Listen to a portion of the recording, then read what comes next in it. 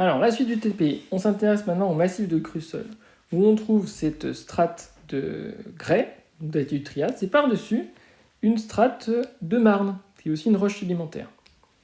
Et elle va contenir beaucoup de fossiles. Alors, est-ce que les marnes sont plus vieilles ou plus jeunes? Si vous avez bien écouté, comme les marnes sont situées par-dessus le grès, on peut affirmer que les sédiments à l'origine des marnes sont déposés après. Et donc, du coup, les marnes sont plus jeunes que le grès. Alors, maintenant, on va s'intéresser aux fossiles. Alors, regardons ce qu'il y a comme fossiles. Donc, il y a des ammonites. Alors, les ammonites, ça devait ressembler à peu près à ça.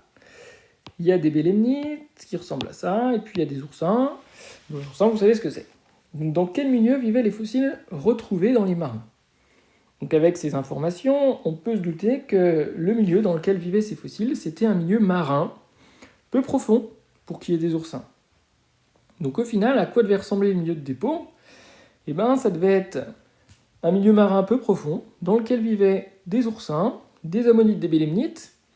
Et ce que vous ne savez pas, c'est que pour faire aussi une marne, il faut qu'il y ait un petit peu d'apport d'argile.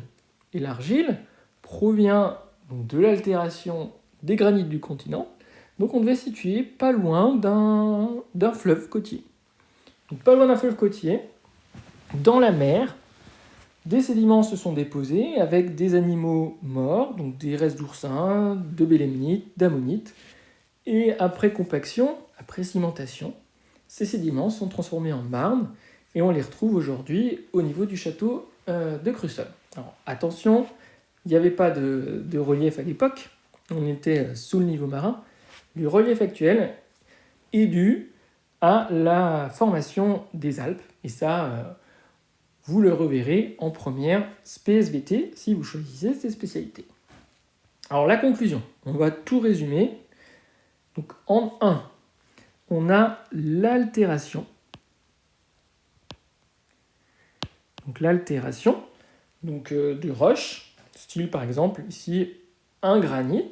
Les produits d'altération vont être mobilisés, donc ça s'appelle en 2 l'érosion.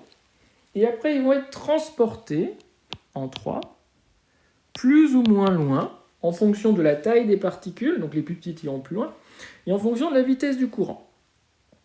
En 4, une fois qu'ils vont arriver donc, dans un milieu style bassin sédimentaire, donc un lac, un fleuve, un milieu marin, il va y avoir un dépôt de ces sédiments sur le fond, et ça s'appelle la sédimentation. Donc les vieux sédiments sont progressivement enfouis. Il va y avoir 2 phénomènes. Il va y avoir déjà comme on l'a dit, la compaction, plus la cimentation entre ces grains de sédiments, ce qui va former les roches sédimentaires. Et ça s'appelle la diagénèse.